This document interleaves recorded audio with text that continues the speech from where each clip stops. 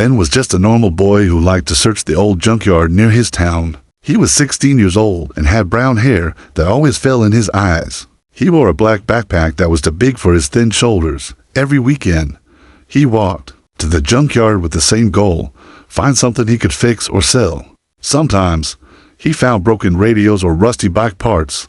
Most of the time, he found nothing but trash. This morning, the sun was hidden behind gray clouds. The junkyard was quiet except for the wind blowing over the piles of metal and old machines. Ben climbed over a heap of broken car doors and stepped into a space he had never explored before. He looked around carefully. Pieces of metal stuck out of the dirt like sharp bones. He almost turned back, but then something shiny caught his eye. It was half buried under a thick sheet of plastic. Ben knelt and pulled the plastic away with both hands. Under it was a smooth metal helmet. It was shaped like no helmet he had ever seen.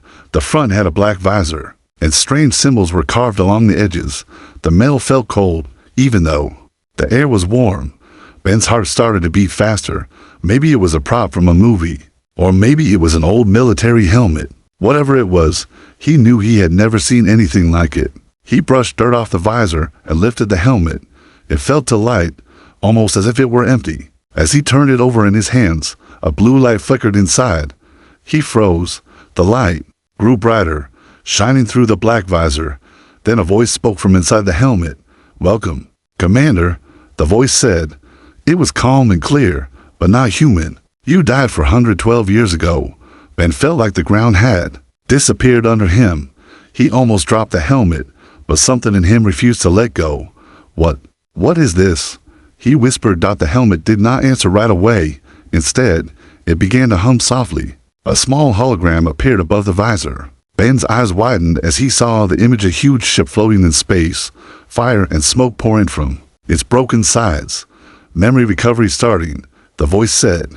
Ben stumbled back and nearly fell over an old tire. He stared at the helmet as more images flickered in the air. He saw soldiers in black armor running through a metal corridor. He saw a giant creature with 4 arms smashing a door open. He saw a man who looked exactly like him but older, with scars on his face, giving orders in the middle of chaos. "Stop," Ben said, his voice shaking. "Turn off."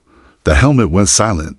The hologram vanished. Only the blue light inside the visor remained, pulsing like a heartbeat. Ben's hands were sweaty. He set the helmet on the ground and took 2 steps back. "It has to be broken," he told himself. Just some old machine stuck on repeat. But deep in his chest, he knew it was more than that. He looked around. The junkyard felt different now. The shadows seemed longer. The wind seemed colder. Slowly, he picked up the helmet again. "Who are you?" he asked. The voice answered at once. "I am the tactical assistant for Commander Cashin Hale," it said. "You are Commander Cashin Hale." "I'm not," Ben whispered. "My name is Ben. Biometric skin confirms identity," the helmet replied. "Commander Cashin Hale. Rank, Fleet Commander. Status, deceased." Ben felt his knees go weak. He sank down on an old crate, clutching the helmet to his chest. "This can't be real," he said softly. "This can't be real." The helmet did not respond. It just kept shining that soft blue light. He wanted to leave it there and run, but something inside him knew he couldn't. He felt a strange pull, like he had been waiting for this moment.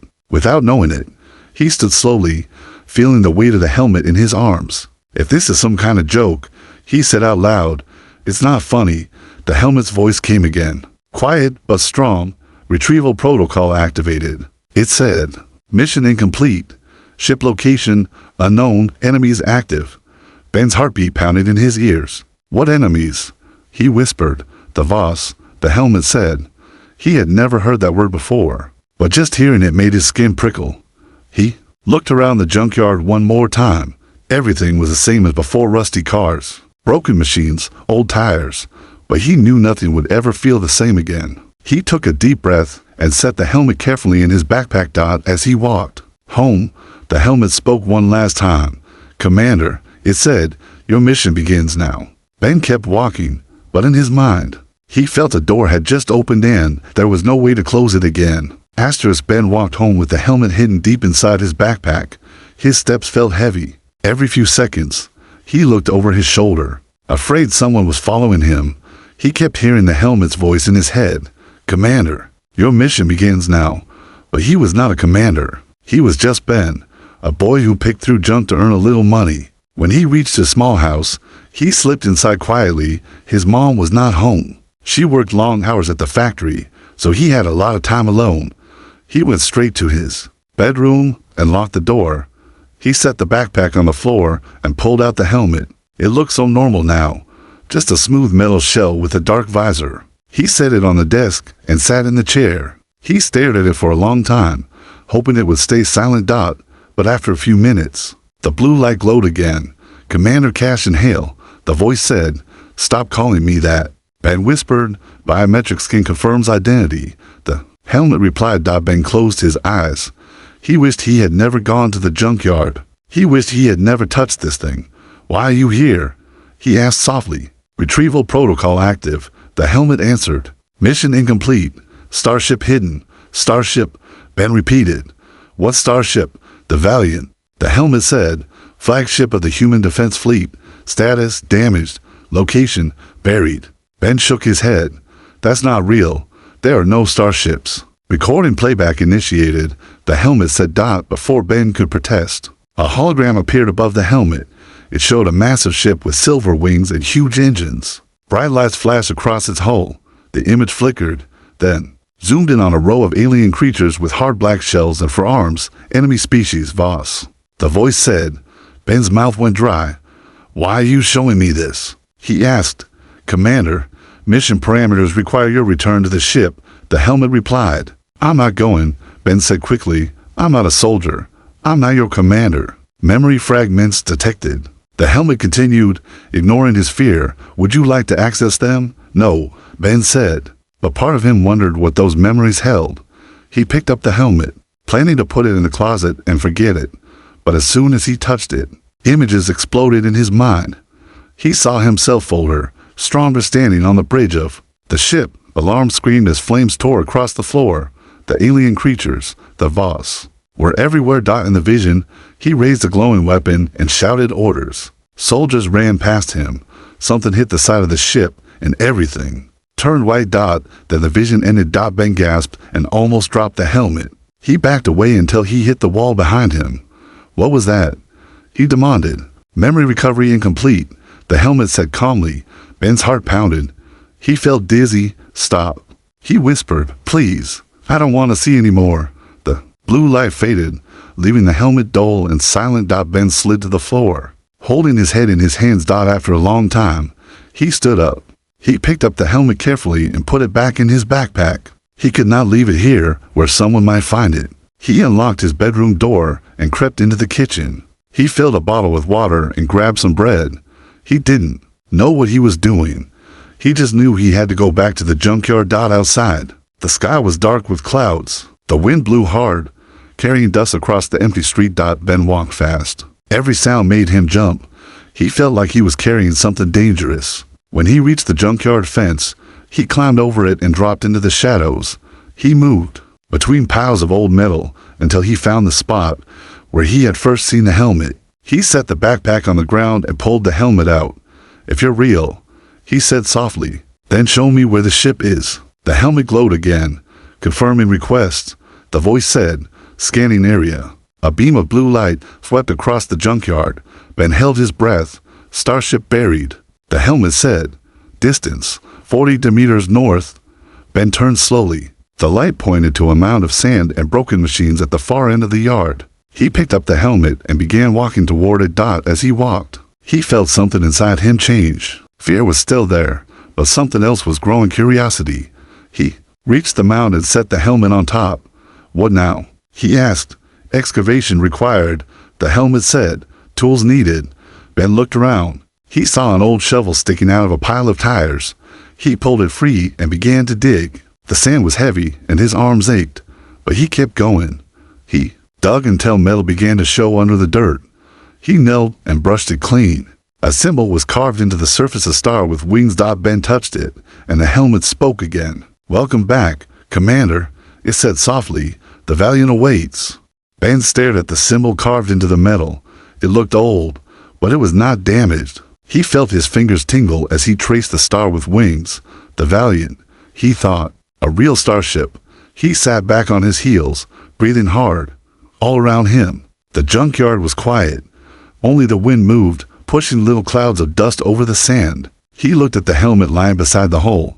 Is this really a ship? He asked softly. Affirmative. The helmet replied. Starship Valiant. Flagship of the Human Defense Fleet. How big is it? Ben asked. Length. 480 meters. The helmet said. Status. Buried. Systems offline. Ben felt his head. Spin. 480 meters. That was longer than for football fields. Can it be fixed? He whispered. Repairs possible. The helmet said. Power core required. Ben swallowed. Where's the power core? Location unknown. The helmet said. Scanning required. He wiped sweat from his forehead. He knew he could not do this alone, but he also knew he could not walk away. He stood slowly and brushed dirt off his pants. Show me how to open it, he said. The helmet glowed brighter. Manual hatch located. The voice said. Distance. 2 meters to the right. Ben moved to the spot the light showed. He began to dig again, feeling his arms ache. Finally, his shovel hit something solid. He brushed sand away until he uncovered a small square panel with the same star symbol. How do I open it? He asked. Place your palm on the panel, the helmet said. He hesitated. What if something dangerous waited inside? But he took a deep breath and pressed his hand to the cold metal. For a moment, nothing happened. Then the panel glowed blue under his palm. Biometric skin complete. The helmet said, Welcome, Commander Cashin Hale, with a soft hiss. The panel slid aside. Behind it was a narrow tunnel that led straight down into darkness. Ben swallowed. The air smelled like old metal and something sharp he couldn't name. He picked up the helmet and held it close. Will there be air inside? He asked. Life support systems inactive, the helmet said. Emergency oxygen recommended. Ben thought fast. He remembered seeing an old gas mask in the junkyard's tool shed. He climbed out of the hole and ran to the small shack by the fence inside. He found the mask on a shelf, dusty, but not broken. He pulled it on, checked the straps, and ran back to the hatch. He looked down into the dark tunnel. If I go in there, he thought, everything changes, but maybe it had already changed. He climbed into the tunnel and lowered himself onto a metal ladder. He went down slowly. The air was cold and still. After 10 meters, he reached the bottom. He stepped off the ladder into a small chamber. The walls glowed with a soft blue light that pulsed like a heartbeat. Where am I? He whispered. Access Corridor 1. The helmet replied. Ben turned slowly. There were doors on every side, all sealed shut. How do I open them? Power systems offline, the helmet said. Manual override required. He looked around until he saw a control panel set into the wall. It had the same star symbol and a row of buttons marked with alien symbols. He reached out and pressed the largest button. Nothing happened. He tried another. Still nothing. It's not working, he said, his voice muffled by the mask. Power core must be replaced, the helmet said. Without power, systems will remain dormant. Where can I find the power core? Last known location, auxiliary storage facility, the helmet replied. Where is that? Coordinates available, the helmet said. Displaying. A hologram appeared in front of Ben. It showed a map of the desert, with a blinking red dot far to the west. Estimated distance, 22 kilometers. The helmet said. Ben sighed. 22 kilometers was a long way, but he could not stop now. He climbed back up the ladder and stepped into the evening light. The sky was orange and purple. The junkyard was silent. He looked down at the helmet. If I bring the power core, he asked, can you fix the ship? Affirmative, the helmet said. Repairs will begin. Will it? Wake up? Ben asked softly. Systems will return to operational status, the helmet said. Ben felt his heart beat faster. He did not know if he was ready to see what waited inside, but he knew he had to try. He slipped the helmet back into his backpack and climbed over the junkyard fence. As he walked home, the wind blew cold against his face. He did not look back, because in his heart, he knew there was no going back. Asterisk Ben did not sleep that night. He sat on the edge of his bed, staring at the helmet. Every time he closed his eyes, he saw the dark tunnel under the sand. He heard the helmet's voice saying, your mission begins now. He tried to tell himself he could stop. He could forget about the ship and go back to his normal life, but he knew he wouldn't. In the morning, he packed a small bag with food, water, and the old gas mask. He took his mom's old flashlight from the kitchen drawer. He felt like he was preparing for a trip he could never explain to anyone. Before he left, he stood in the doorway and looked around the little house. He had never been far from it. He had never done anything dangerous, but now he was about to walk into the desert to find a power core for a buried starship.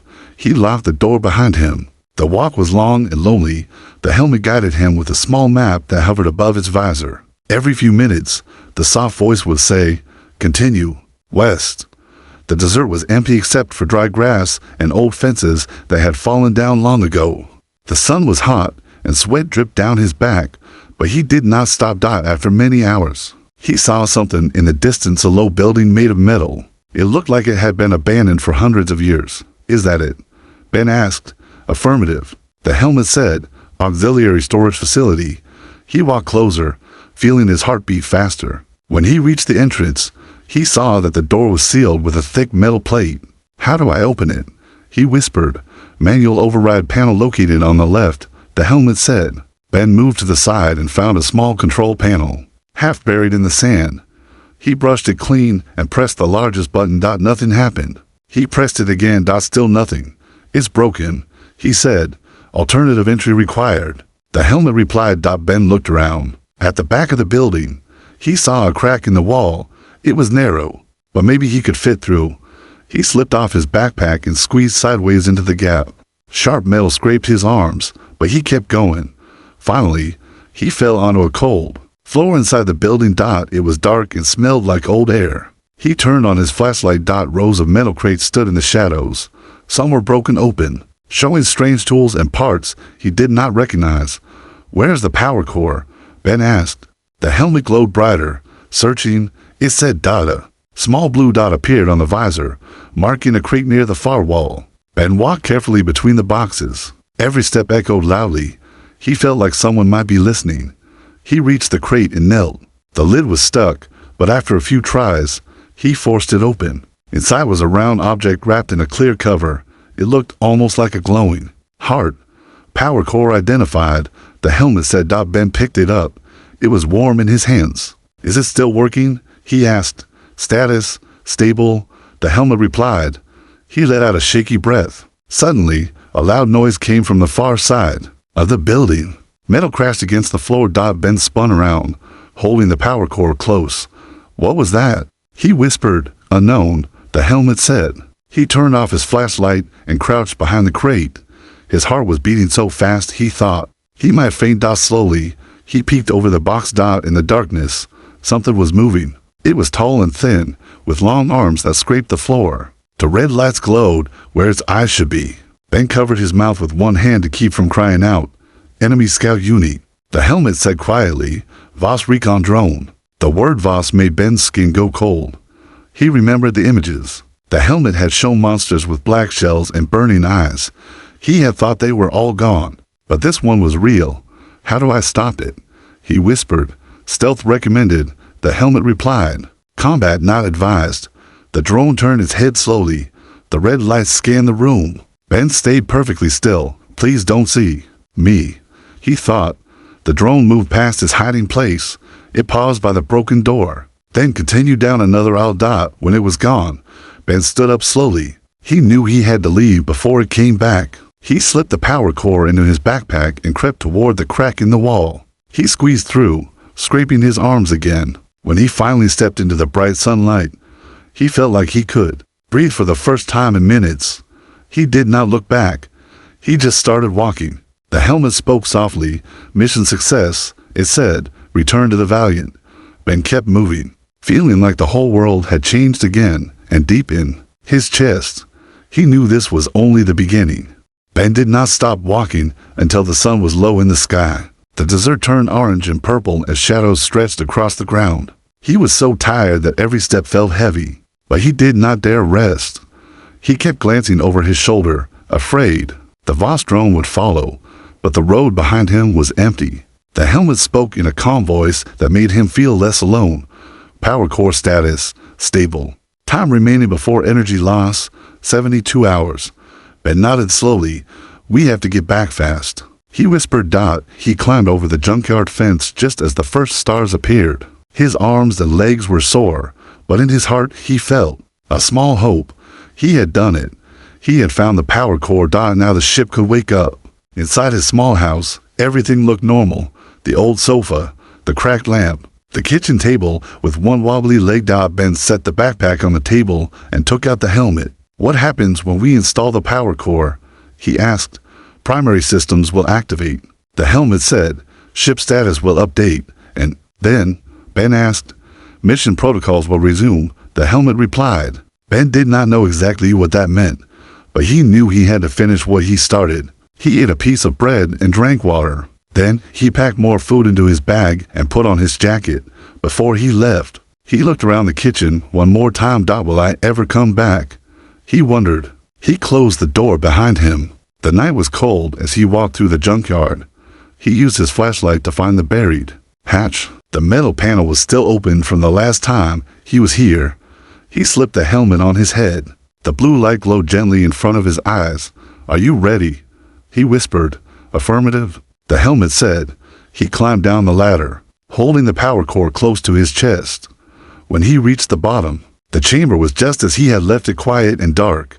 Where do I put it? He asked. A blue arrow appeared on the visor, pointing to a large metal box on the wall. Insert power core in the slot. The helmet instructed. Ben knelt and slid the core into the opening. For a moment, nothing happened. Then the box began to glow. Lights flickered across the walls, bright and blue. Power systems online, the helmet said. Life support active. Ben felt warm air blowing softly through hidden vents. He stood and turned slowly. The sealed doors around the chamber began to slide open, one by one. Behind them, he saw corridors lined with dark panels and strange markings. Ship status? He asked. Structural integrity, 70%. The helmet said. Engine damage detected. Repairs required. Ben took a deep breath. Show me the bridge, he said. A map appeared on the visor, highlighting a path through the tunnels. He followed it slowly, his footsteps echoing on the metal floor. The corridors were silent, but he felt like the ship was waking up around him. When he reached the final door, he hesitated. What if someone is inside? He thought. He placed his hand on the panel. Biometric scan complete. The helmet said. Welcome to the bridge, Commander. The door slid open with a soft hiss. The bridge was a large room filled with empty chairs and dark screens. In the center stood a tall chair with a curved control panel in front of it. Ben walked forward, feeling small in the huge space. As he stepped onto the platform, the screens came to life. Blue light filled the room, showing star maps and symbols he did not understand. Ship AI online, the helmet said. A soft voice, different from the helmet, spoke from hidden speakers. Commander Cashin Hale. Status, returned. Mission incomplete. I'm not Cashin, Ben whispered. Memory fragments detected. The AI replied. I don't remember anything. Ben said. Memory restoration available. The AI said. Ben looked at the glowing screens. They showed worlds he had never seen, battles he had never fought, but some part of him felt it was familiar. How did I die? He asked.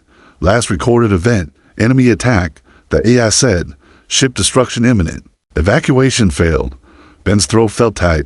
Was I alone? He whispered. Crew status, unknown. The AI replied. He sank into the tall chair, feeling dizzy. What do I do now? He asked.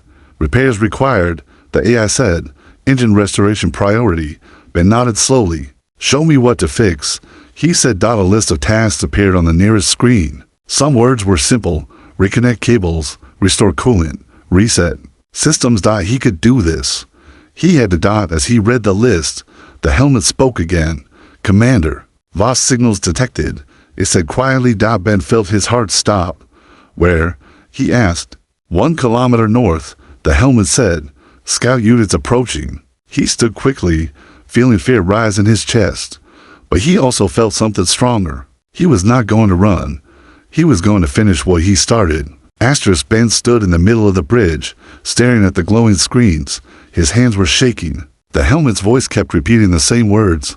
VOS scout units approaching. He swallowed hard. How much time do we have? He asked. Estimated time before contact, 15 minutes. The helmet replied. Ben looked around the bridge. He felt small and lost. But he knew he couldn't give up now. Can the ship fly? He asked.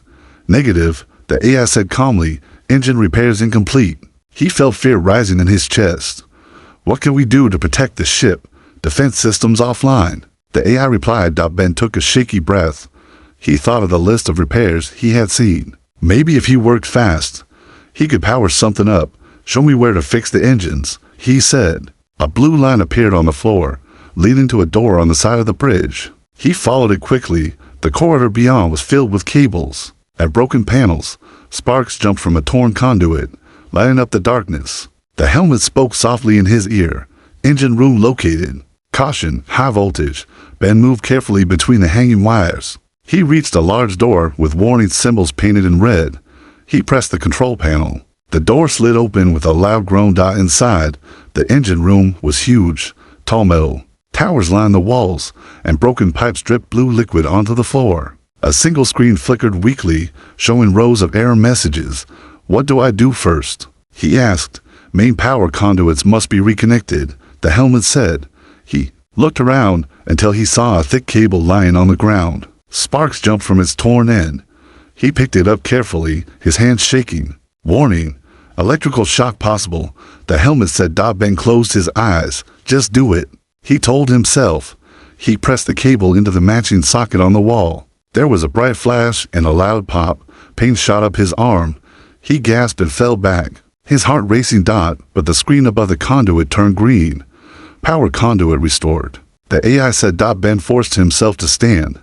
He looked at the next task on the screen. Coolant leak detected, the AI said. Repair required. He found a broken pipe dripping blue liquid onto the floor. He grabbed a metal clamp from a tool shelf and pressed it over the crack. The dripping stopped. Coolant flow restored, the AI said. Ben felt a small hope growing inside him. Maybe I can do this, he thought. He moved from one repair to the next. He reconnected wires. He reset the control panel. He wiped sweat from his forehead. Finally, after what felt like forever, the AI spoke again. Engine systems functional, it said. Reactivation possible. He let out a shaky breath. Do it, he whispered. The floor began to hum. Lights flickered on along the walls. The sound of power filled the air, low and deep. Engine startup in progress, the AI said. Ben turned and ran back to the bridge. As he entered, the screens were brighter than before. Symbols moved across them like living things. He sat in the tall chair and gripped the edges of the console. Status? He asked. Engine power at 60%.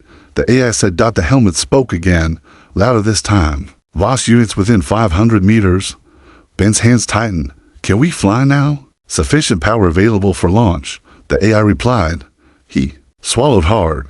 Then launch, he said. The room shook as the engines came fully alive. A deep roar filled the corridors. Dust fell from the ceiling. Outside, the desert ground cracked as the buried ship began to rise. Ben could see it on the screen, sand pouring away from the hull, broken metal sliding aside. Altitude increasing, the AI said. The helmet spoke softly. Commander, VOS units have arrived.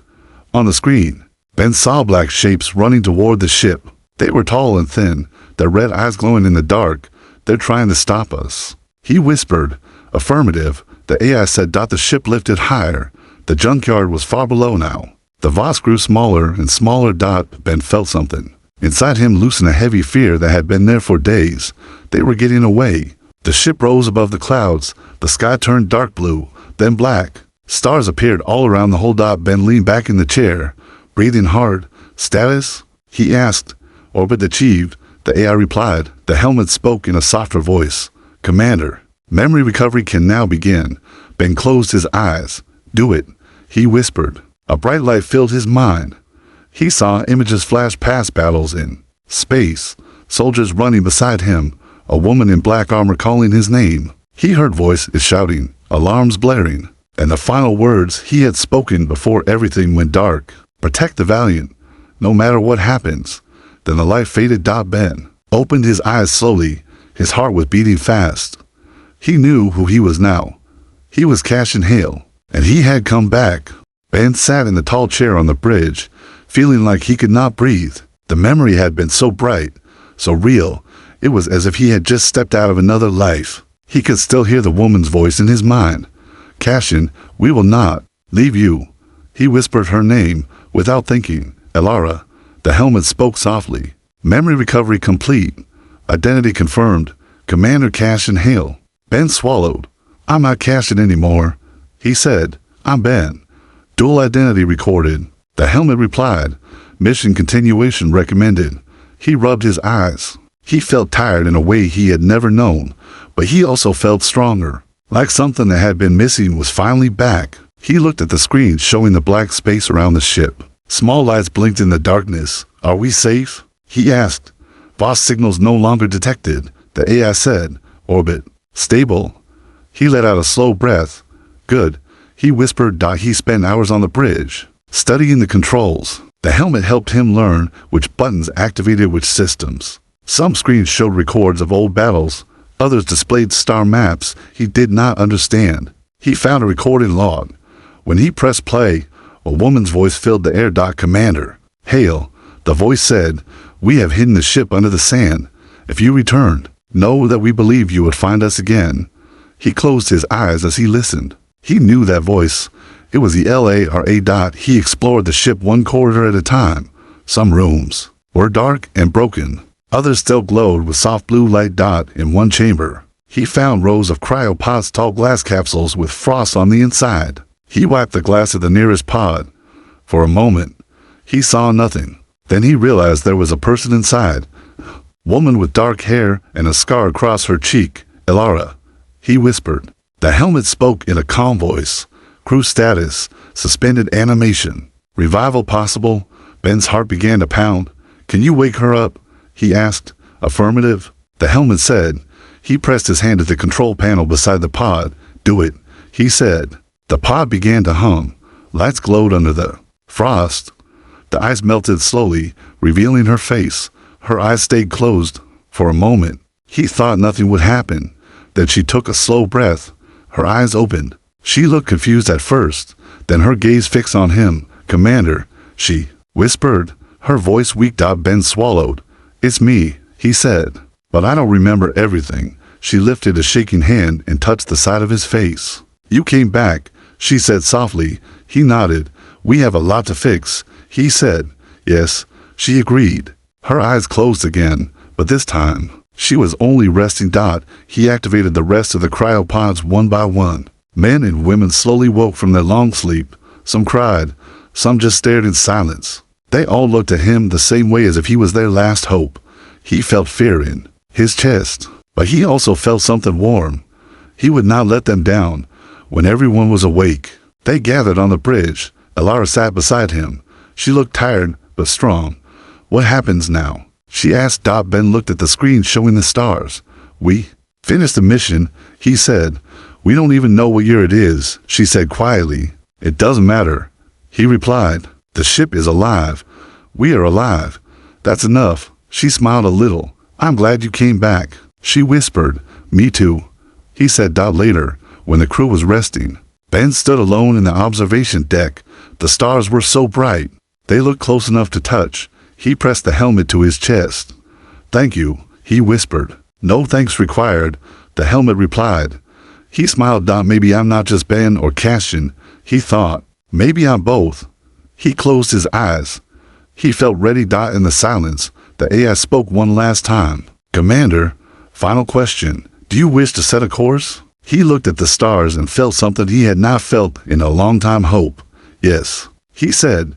Set a course. Coordinates, the AI asked. He smiled. Somewhere new, he said. The engines hummed. The ship turned slowly, aiming toward the unknown. Ben stood tall as the stars shifted in front of him. He knew this was only the beginning. And this time, he would not run from it.